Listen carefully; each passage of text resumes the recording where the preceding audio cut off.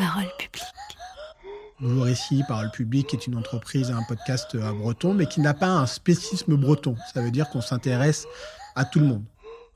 Nouveau Récit. Alors après, il y a forcément en fait des proximités géographiques, et puis on a aussi parfois envie d'illustrer les initiatives bretonnes. Mais est-ce que tu crois qu'il y a une particularité bretonne, costarmoricaine, morbihanaise Est-ce que tu crois qu'on fait différemment en Bretagne, parce que la culture est aussi différente? Comment tu vois les choses? Ouais, je suis persuadé qu'on fait différemment. Je reprends la main sur la partie Nouveau Récit. C'est ce qui m'a plu à venir aussi sur le podcast, à y penser. À la fois la partie podcast long, de parler du temps long dans un monde de fous, il faudrait tout faire en 5 minutes. Et on est happé, on est plutôt dans la réaction, dans la réponse. Voilà. Donc, me dire, on se pose un petit peu, quel que soit le sujet, et on discute sur le fond. Donc ça, c'est un point important. Et sur Nouveau Récit, c'est ce que quelques...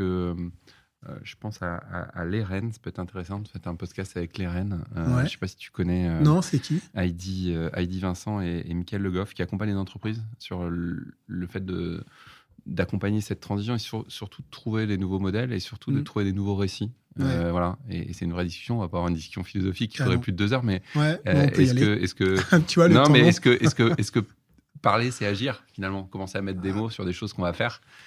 C'est commencer à imaginer. C'est quoi ta conviction c'est là-dessus, commencer à faire. Moi, je suis persuadé que parler, mettre des mots, c'est commencer à agir. Clairement. C'est le début de. Et j'aime jamais, d'ailleurs, trop, on pourra reparler aussi de ces questions-là, cette dichotomie corps-esprit. Finalement, les deux ne font qu'un et il y a des interactions permanentes. Donc, finalement, parler, c'est faire c'est parler. Bouger la langue, c'est parler, donc c'est aussi déjà faire.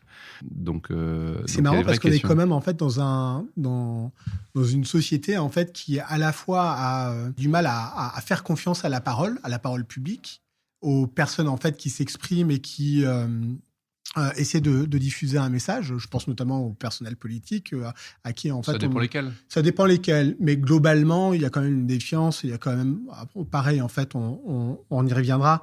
Mais c'est aussi, en fait, le meilleur moyen d'embarquer les gens, de les convaincre, d'essayer de faire passer des messages et d'expliquer ce pourquoi on agit. Donc, clairement. Les mots, la parole est action, en fait. Pour moi, clairement. Et l'action est aussi parole, finalement. Expliquer l'action, c'est prendre parole. Et je reviens sur la question bretonne. Moi, je suis persuadé qu'il y a une spécificité bretonne. Comme il y a des spécificités régionales, plus ou moins marquées. J'aime apprendre des exemples, 2-3 exemples. Terrain connu. Qui a fait les premiers terrains connus?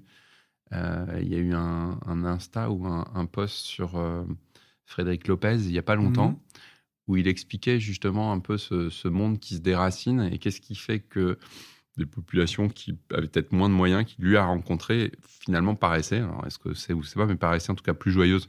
Et il expliquait par cette notion de faire corps et de faire société de plus ou moins petite à grande échelle. Et il prenait un exemple que je vais prendre en Bretagne, parce que j'étais à un fest-noz vendredi soir. Voilà. Et danser et chanter, c'est faire corps aussi à un moment donné. Donc ça reste quand même une spécificité assez développée en Bretagne, je pense, qui montre cet esprit de corps. Entre députés, quand on était à Paris pour défendre des sujets bretons, on appelle ça le pacte breton, on ne fait plus état de nos divergences politiques. Si on est sur un sujet de région, je crois que le président à l'époque, dans un discours de Quimper, parlait de laboratoire de société en Bretagne, pour dire, on est capable de faire des choses assez innovantes, assez différentes, pour faire avancer la société. Et en ce sens, il y a une spécificité bretonne. Et d'ailleurs, qui est parfois, quand on est parlementaire à l'échelle nationale, important de comprendre les différences avec les autres régions, justement. Parce que dans d'autres régions, les relations, qu'elles soient politiques, collectivités, associatives, sont assez différentes, finalement, en fonction de cette cohésion locale et régionale, en fonction de son degré d'existence, de maturité. Moi, c'est vrai qu'on a entendu parler en fait, de la mafia bretonne. Dans les gouvernements, parfois, on attend toujours la désignation d'un ministre breton. On a quand même aussi l'impression que le rôle que jouent les responsables politiques en France sont aussi quand même pas mal drivés par une philosophie liée à la Bretagne. Mais quand je dis une philosophie, une méthode, une manière de faire Ouais, c'est pour ça que mafia, il y a quand même une connotation un petit peu qui est pas forcément positive. Donc je parlerais plutôt en période de Coupe du Monde de rugby, je parlerais plutôt de Pâques breton, de se dire qu'on est en mêlée et on a envie d'avancer, de faire corps et de quand il y en a un dans la mêlée qui est un peu plus faible, il y en a un autre qui le rattrape et qu'on s'entraide pour avancer, pour gagner. Ouais. Et c'est plutôt cette image que je préfère à la mafia. Ouais. Alors après, c'est vrai que c'est toujours la même chose. Hein. Parfois, on reprend les expressions qu'on a entendues médiatiquement. C'est pas forcément les plus à propos. Et puis, on est là aussi pour rectifier ou alors pour donner son avis. Mais moi, ça me permet de faire une transition sur un truc qui était quand même relativement étonnant. C'est que j'ai eu l'opportunité de vivre une expérience professionnelle pendant 3 ans à Marseille et d'être en lien avec les responsables politiques marseillais. Mmh. Et c'est une culture qui est complètement différente en Provence, qui n'a vraiment strictement rien à voir.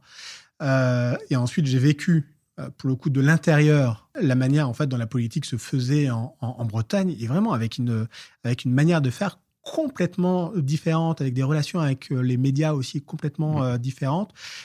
On est d'abord responsable politique, on est d'abord breton, et puis après, c'est vrai que peut y avoir des combats politiques, mais sur les grands sujets d'intérêt général, en règle générale, il y a quand même ça fait corps, il y a un sorte de consensus, on essaie de trouver des solutions, on ne se bat pas. Moi, je trouve en fait que les petites vindiques ou les petits coups politiques ont quand même un peu moins cours en Bretagne. Il y a peut-être une valeur supérieure à la politique et à l'intérêt général, je trouve, ici. Alors, pour le coup, je ne dis pas en fait que les responsables politiques en région PACA, en fait, c'est la mafia et que c'est... Mais encore une fois, je trouve que ça fait un peu plus, effectivement, corps ici. On peut se taper un peu dans la tête en assemblée régionale ou départementale parce qu'on fait un peu de sectarisme et qu'on a besoin de faire un peu de politique, notamment quand on est dans la minorité, quand on est dans la majorité. Voilà, on essaie de défendre ses opinions, mais ça n'ira jamais très loin, je trouve. Mmh. Voilà. Et il y a un vrai sens, encore une fois, en Bretagne. Je trouve que c'est très lié à la culture. Je ne sais pas si, justement, on retrouve ça dans d'autres régions en France.